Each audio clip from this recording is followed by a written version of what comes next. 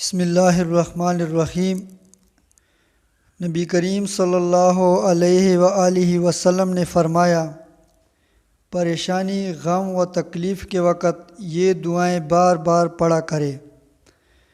Number 1، یا حی یا قیوم برحمتک استغیث اصلح لی شأنی کلہ ولا تکلنی الی نفسی طرفۃ عین۔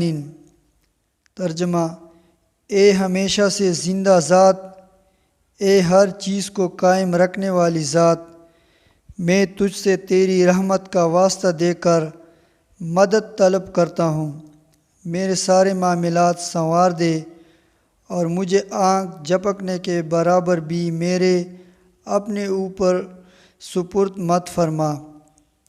نمبر 2، لا الہ الا اللہ العظیم الحلیم، لا الہ الا اللہ رب العرش العظیم، لا الہ الا اللہ رب السماوات و رب الارض و رب العرش الکریم۔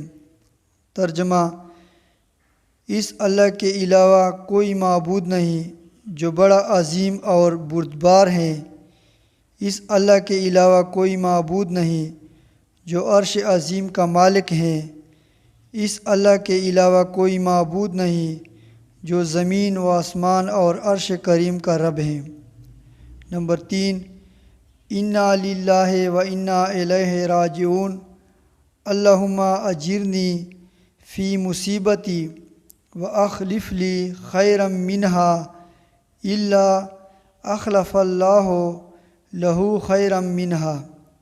ترجمہ: جو اللہ نے حکم کیا ہے کہ سب اللہ کا مال ہے اور ہم سب اسی کی طرف جانے والے ہیں، یا اللہ مجھے اس مصیبت کا ثواب دے اور اس کے بدلے میں اس سے اچھی عنایت عطا فرما، مگر اللہ تعالیٰ اس سے بہتر چیز اس کو دیتا ہے۔